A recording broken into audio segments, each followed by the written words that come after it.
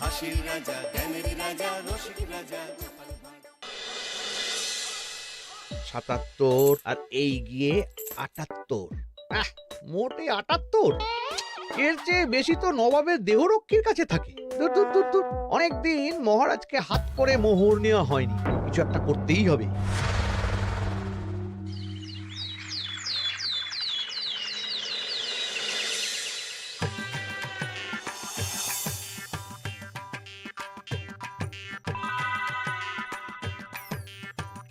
কই গো, কিছু কি ঠিক করলে?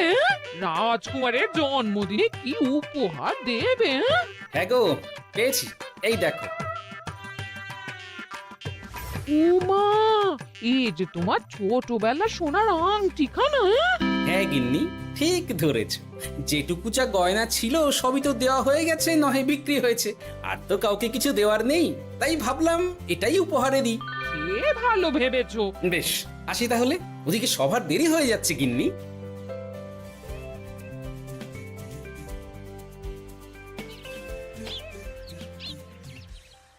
আচ্ছা শোনো, একটা কথা বলতে ভুলে গেছিলাম। আজ একটু তাড়াতাড়ি বাড়ি এসো, শাড়িওয়ালাকে আসতে বলেছি দুপুরে। আবার শাড়িওয়ালা কেন? আরে তুমি ভুলে গেলে, সামনে আমার বোনদির বিয়ে, তার জন্য নতুন শাড়ি লাগবে না গো। একমাত্র বড় মাসির মেয়ে বলে কথা। বুঝলাম, তো ওই একটা শাড়ির জন্য আবার আমাকে থাকতে হবে? 3টে শাড়ি উপহারের পাশাপাশি আমারও একটা শাড়ি চাই। হ্যাঁ আচ্ছা, তুমি নতুন শাড়ি নিয়ে কি করবে বলো তো? বিয়েটা তো তোমার বংশীর। বলি, সারাটা জীবন তো এই এক কাপড়ই কাটিয়ে দিলাম, কি দিয়েছ তুমি আমায়? কেন, এই নিজেকে? আমার মতো স্বামী আর কোথাও পাবে? ও সব মন ভুলানো কথায় আর চিড়ে ভিজবে না, তাড়াতাড়ি আসবে বলে দিলাম। হ্যাঁ অগত্যা।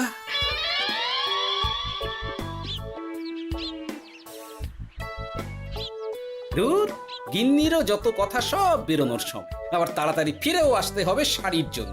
দেখি মহারাজকে বলি অগ্রিম বেতনের জন্য, না হলে তো শাড়ি কেনা যাবে না।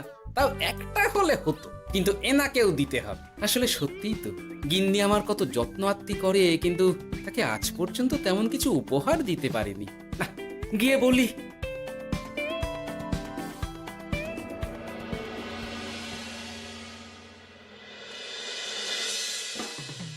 রাজকুমারের জন্মদিন উপলক্ষে যে আপনারা এত উপহার এনেছেন তার জন্য অনেক ধন্যবাদ। আপনাদের সকলের আশীর্বাদ ও ভালোবাসা আমি রাজকুমারের কাছে পৌঁছে দেব। এ আর এমন কি মহারাজ, জানেনই তো রাজকুমার আমাদের সকলের কাছে কত প্রিয়। ঠিক ঠিক। কিন্তু আমি অবাক হচ্ছি আপনার প্রিয় গোপাল জন্মদিন ভুলে গেছে দেখে। এখনো পর্যন্ত তার কোনো পাত্তাই নেই। হ্যাঁ তাই তো, গোপাল আসেনি কেন? এসে গেছি মহারাজ। তা বলি, এসে তো উদ্ধার করে দিয়েছো। আজ রাজকুমারের জন্মদিন, সে কথা কি মাথায় আছে? ক্ষমা করবেন মহারাজ, আসলে ওই রাজকুমারের উপহার আর গিন্নির আবদার এসবের জন্যই আমার দেরি হয়ে গেল আর কি। এই নিন রানীমা, আমার তরফ থেকে রাজকুমারের জন্য ছোট্ট উপহার। অনেক অনেক ধন্যবাদ গোপাল। তবে মহারাজ, আমারও একটা অনুরোধ ছিল। কি? আমাকে যদি অগ্রিম বেতন হিসাবে কিছু মোহর দেন, তাই নিয়ে আমাকে একটু তাড়াতাড়ি বাড়ি ফিরতে হবে। উনি বলবেন আর ওনাকে দিতে হবে, মামা বাড়ির আবদার। যেটা জানেন না তার মাঝে এত কথা বলেন কেন? হ্যাঁ, আসলে মহারাজ, আমার গিন্নির বোনের মেয়ের বিয়ে সামনে, তাই গিন্নি আবদার করেছে ওই নতুন শাড়ি কেনার জন্য। জানেনই তো বিয়ে বাড়ির কত খরচা, তাই। এ তো খুব ভালো কথা, কিন্তু অগ্রিম বেতন কেন? এমন একটা ভালো খবর দিলে আমার তরফ থেকে তোমার জন্য কিছু মোহর উপহার। এই নাও। ধন্য মা আপনি, আপনার মতো মা থাকতে সত্যি ছেলের কোনো চিন্তা থাকে না রানীমা। ইস, বেটা আবার সুযোগ বুঝে মোহর পেল। কেন যে আমার এমন হয় না। এবার তাহলে আসি মহারাজ, গিন্নি ওদিকে অপেক্ষা করছে। হ্যাঁ হ্যাঁ, যাও যাও, আজ তাহলে সভা এখানেই শেষ করলাম। মহারাজ, আপনার সাথে আমার একান্তে কিছু কথা আছে। আমি অন্দরমহলে গেলাম। রানীমার আবার হঠাৎ কি হলো, ব্যাপারটা দেখতে হচ্ছে।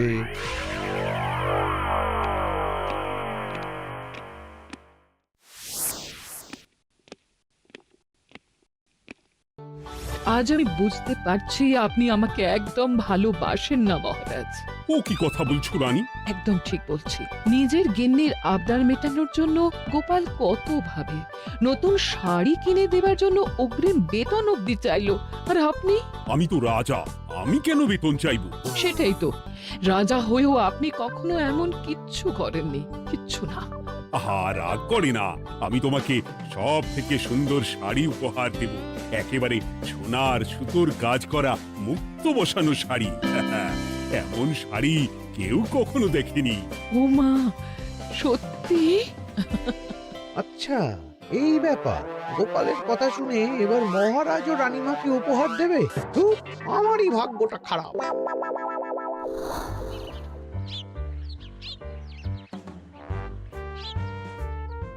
হাজার চেষ্টা করেও গোপালকে আটকানো যায় না। দূর দূর দূর, আমি যা চেয়েছিলাম তা ওই গোপাল পেয়ে গেল। ও কি গো, তুমি কার সাথে কথা বলছো? দুর্ভাগ্যর সাথে। কি সব অলক্ষণে কথা? কি হয়েছে? কি আর হবে, সবই তো তোমার দোষ। আমার দোষ? হ্যাঁ, তুমি আমার কাছে বায়না করো না কেন কিছু? তুমি বায়না করনি বলেই আজ আমি রানীমার কাছ থেকে মোহর পেলাম না, কিন্তু গোপাল পেয়ে গেল। এবার বুঝলাম। ঠিক আছে, এখন তাহলে বায়না করছি, তুমি কাল গিয়ে সেটা রানীমাকে জানাবে, ঠিক আছে? হ্যাঁ, করো করো করো, বায়না করো, বায়না করো। কি চাই, কি চাই, কি চাই? পেয়েছি। তুমি রানীমাকে গিয়ে বলবে যে আমার একটা সোনার হার চাই। এই না হলে আমার বউ। দারুণ চাল চেলেছো।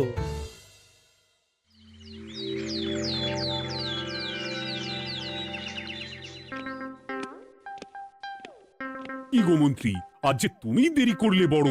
আগে মহারাজ, আমাকে সময় নিয়ে শোনাতে শোনাতে মন্ত্রীমশাইয়ের মনে হয় নিজেরই সময় জ্ঞান খারাপ হয়ে গেছে। তুমি থামো তো মহারাজ, আমারও খুব বড় একটা বিপদ হয়ে গেছে। একমাত্র রানীমাই আমাকে বাঁচাতে পারবেন। আমাকে একটু ওনার সাথে দেখা করার অনুমতি দিন মহারাজ। কিন্তু তোমাদের রানীমা তো এখানে নেই। আসলে জানোই তো যে কুমার অনেক দূরে থাকে, তাই গতকাল রাতেই রওনা দিয়েছে। সে কি, রানীমা নেই? এবার কি হবে আমার? কেন কেন কেন, কি হয়েছে? আসলে মহারাজ, আমার বউ আমার কাছে সোনার হার গড়িয়ে দেওয়ার বায়না করেছে, তাই আমার। বুঝেছি বুঝেছি, চুপ করো তুমি। এখন তোমাকে মোহর দিতে পারবো না। কেন মহারাজ? পরের মাসে দিতে পারবো। আসলে তোমাদের রানীমাকে সোনার সুতো দিয়ে কাজ করা এক শাড়ি উপহার করেছি সদ্য, যার জন্য অনেক খরচ হয়ে গেছে। তাহলে আমার সোনার হার পরের মাসে গড়িয়ে দিও। এটা তো ঠিক না। গোপাল আপনার প্রিয় বলে যখন যা চায় তখনই সাথে সাথেই পেয়ে যায়, আর আমার বেলায় এমন। এমন কোনো ব্যাপার নয় মন্ত্রী। মহারাজ, আপনি বরং আমাকে দেওয়া মোহরগুলো আমার অগ্রিম বেতন হিসেবে ধরুন, না হলে মন্ত্রীমশাই এমন অভিযোগ বারবার করবেন। আহা গোপাল, তোমাকে তো স্বয়ং রানীমা উপহার দিয়েছেন, এসব কিছু করতে হবে না। যেমন আছে তেমনই থাক। ঠিক আছে, আমিও দেখে নেব পরে। কি দেখে নেবে মন্ত্রী? না না, ও কিছু না মহারাজ, পরেই দেখে হার গড়ানোর কথা বলছি। না, মন্ত্রীর হাবভাব মোটেই ঠিক ভালো লাগছে না। বেটা মনে মনে নিশ্চয়ই কোনো ফন্দি আসছে আমার বিরুদ্ধে। কিছু একটা করতেই হবে। গোপালের ওই মোহর উপহার পাওয়াটা আমি কিছুতেই মেনে নিতে পারছি না। একটু মাথা খাটাই, একটু মাথা খাটাই। উপায় পেয়েছি। আমাকে এখনই নবাবের কাছে গিয়ে মহারাজের নামে বলতে হবে।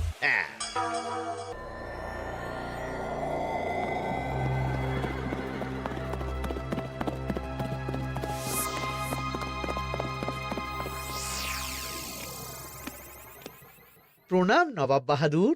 আরে এ যে কৃষ্ণনগরের রাজা কৃষ্ণচন্দ্রের মন্ত্রী, তো হঠাৎ এখানেই কেন? আমি নবাব বাহাদুরকে আন্তরিক ধন্যবাদ জানাতে এসেছি। কিসের জন্য? এই যে আমরা খুব খুশি রাজা কৃষ্ণচন্দ্রের মতো একজন শক্তিশালী রাজা পেয়ে। শুধু সামরিক বলেই নয়, আর্থিক, সামাজিক, রাজনৈতিক সব দিক থেকে। আর এটা সম্ভব হয়েছে আপনার মতো একজন নবাবের মহারাজের ওপর কৃপা দৃষ্টির জন্য। বলতেটা কি চাইছো তুমি? তেমন কিছুই না, আপনার গুণগান করছি। নইলে আপনিই বলুন না, আমাদের মহারাজ কখনো সোনার সুতোয় বোনা মুক্তোর কাজ করা শাড়ি কিনে রানীমাকে উপহার দিতে পারে? কি সোনার শাড়ি?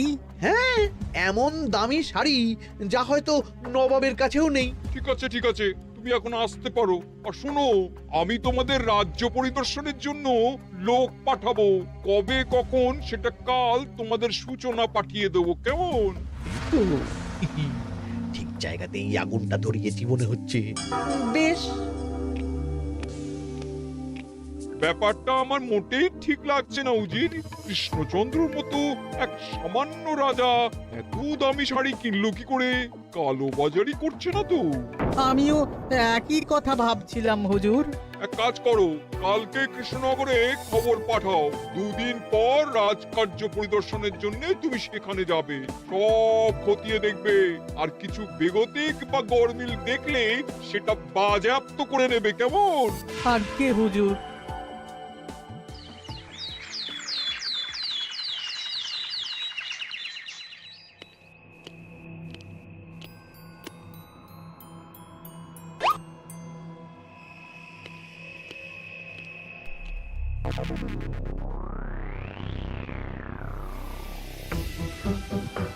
কি হয়েছে মহারাজ? কার চিঠি? নবাবের রাজকার্য পরিদর্শনের জন্য লোক পাঠাবে 2 দিন পর। এতে চিন্তার কি আছে মহারাজ? চিন্তার বিষয় আছে।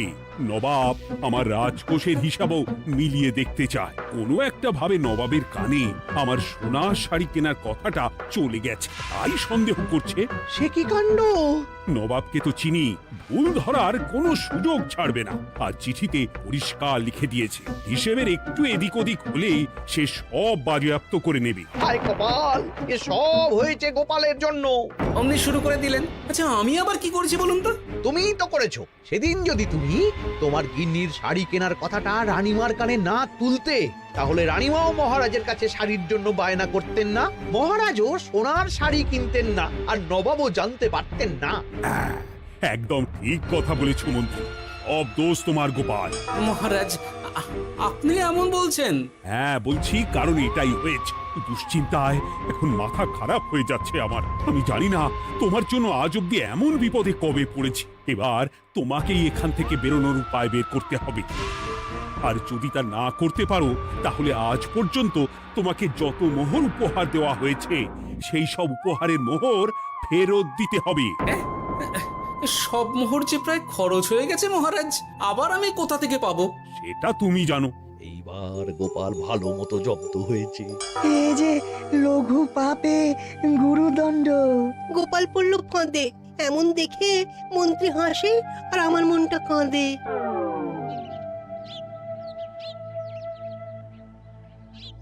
এখানে বসে কি করছো গো গিন্নি? এসে পড়েছো? ও মা, তোমার মুখটা এমন শুকনো দেখাচ্ছে কেন? আর বলো না, এই হিসেবের ঠেলায় সবকিছু বেহিসাবি হয়ে যাচ্ছে একেবারে। আচ্ছা, তুমি কি করছিলে ওই রসিদগুলো নিয়ে? দেখে হিসেব করছিলাম এই মাসে অনেক খরচ হয়েছে কিনা, সেই বুঝে পরের দিনগুলো চালাতে হবে গো। কি বলে? রসিদ দেখে হিসেব কষা? রি, এটা তোমার মাথাতেই আসেনি। ধন্যবাদ গিন্নি, আরো একবার তোমার জন্য এই যাত্রায় আমি বেঁচে যাব মনে হচ্ছে। বেঁচে যাবে কেন? কি হয়েছে? আচ্ছা, আমাকে আবার একটু রাজপ্রাসাদে যেতে হবে। আমি এলাম গিন্নি। কি যে বলে লোকটা, কিছুই বুঝতে পারি না।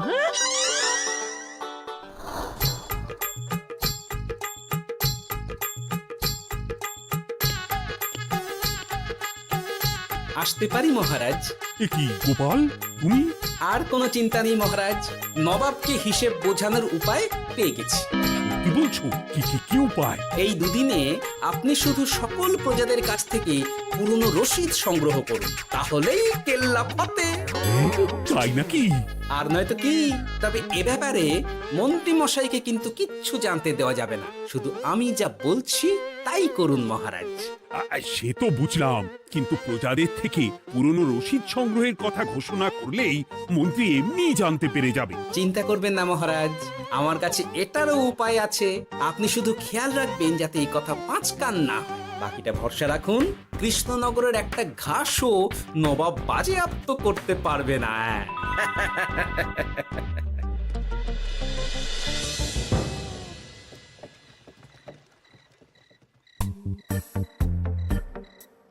গোপাল দাদু, আমরা সব চলে এসেছি। ভালো সময় এসেছিস। তোদের দাদুর ভবিষ্যৎ এখন তোদেরই হাতে। এমন করে বলছো কেন দাদু? আমরা থাকতে তোমার কিচ্ছু হবে না, শুধু বলো না কি করতে হবে। জানি তো, তোদের যেটা করতে হবে সেটা হলো সবার বাড়ি বাড়ি গিয়ে পুরনো রসিদ সংগ্রহ করতে হবে।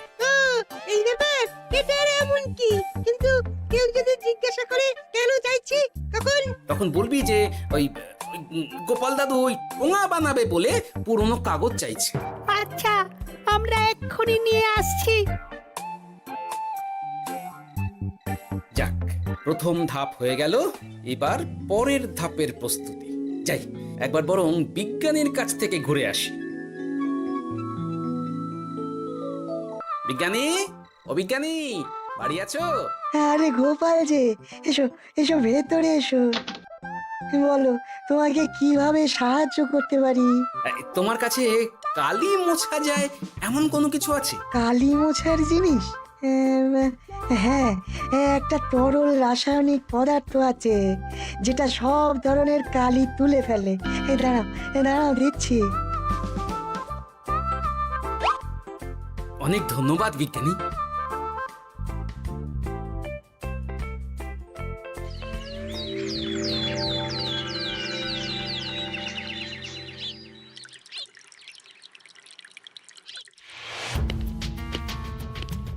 আসুন আসুন, আপনার জন্যই তো অপেক্ষা করছিলাম। তাই নাকি?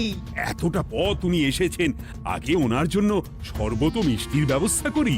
এই যে মহারাজ, আমি জল মিষ্টির ব্যবস্থা করে এনেছি, এটাও সাথে নিন। এটা কি? কেন, হিসেব ভোলা ময়রা পাঠিয়েছে এই মিষ্টি ও শরবতের দাম। এর মধ্যে এই কাজের সাথে যুক্ত ভোলা ময়রা আর তার পরিচারকের পারিশ্রমিকও যুক্ত আছে। হ্যাঁ, আসলে আমাদের মহারাজ তো প্রতিদিনের খরচ খুব হিসেব করে চলেন, তাই। ও, আমি একটু বসবো? নিশ্চয়ই, ওই তো ওদিকে বসার জায়গা। আপনি কি হাওয়া খাবেন উজির সাহেব? তাহলে রশিদে ওটাও যুক্ত করব। মশকরা হচ্ছে? আহা, রেগে যাচ্ছেন কেন? আপনার সাথে মশকরা করার মতো স্পর্ধা আমার নেই উজির সাহেব। আসলে মাসের শেষ তো, তাই একটু বেশি হিসেবে চলতে হচ্ছে আর কি। আমাকে হিসেব দেখাচ্ছ? আর রাজা কৃষ্ণচন্দ্র যে সোনার সুতোয় বোনা শাড়ি কিনতে পারলো, সেটার হিসেব কোথায়? একটা সামান্য রাজা এত অর্থ পায় কোথা থেকে? এ আবার কেমন কথা? মহারাজ যা কিনেছেন সেটা তো তার জমানো অর্থ দিয়েই কেনা। আমি বিপথে কোনো কাজ করি না। সেটা তো রাজকোষের হিসেব দেখলেই বোঝা যাবে। শুনে রাখো গোপাল, একটু যদি হিসেব এদিক ওদিক দেখি না, তাহলে সব বাজেয়াপ্ত করে দেব। কোনো চালাকি নয়, কোনো চালাকি নয়। বেশ, তবে করুন হিসেব। আমাদের কাছে কিন্তু সব কিছুর রসিদ আছে। কই গো, আনো সব, আনো আনো।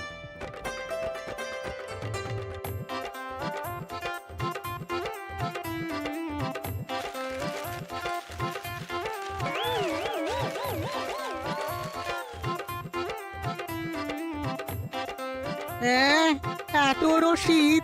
আপনি বরং নিশ্চিন্তে হিসেব কষে নিন, আমরা আসি।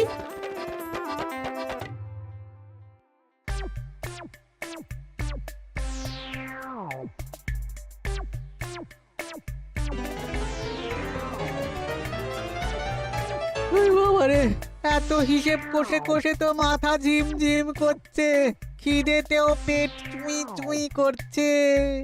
আপনার হিসেব কত দূর উজির সাহেব? আমাকে এখান থেকে নিয়ে চলো গোপাল, আমি আর পারছি না। ও কি, অঙ্ক কষে কষে তো আপনার সব শক্তি শেষ হয়ে গেছে দেখছি। আচ্ছা চলুন চলুন চলুন, কিছু মুখে দিয়ে দিন, তাহলেই শক্তি আসবে। তাই চলো।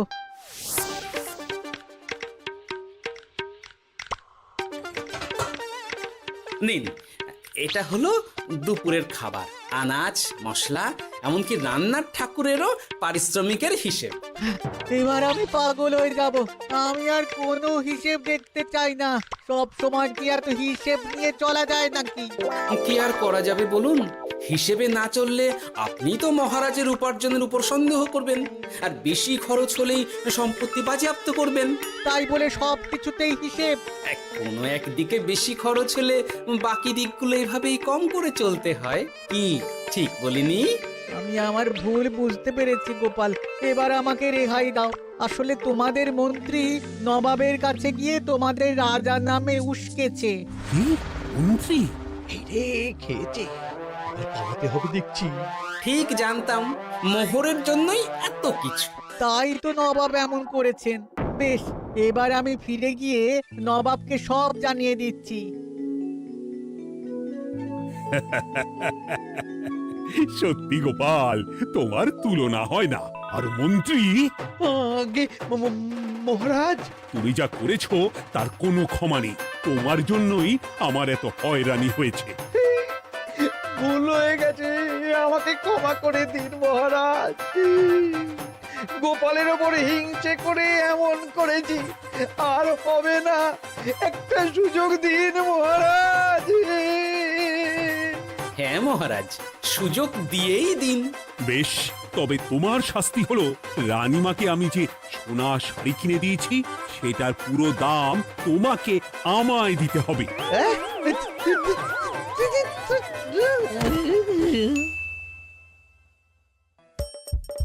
হাসির রাজা জ্ঞানের রাজা রসিক রাজা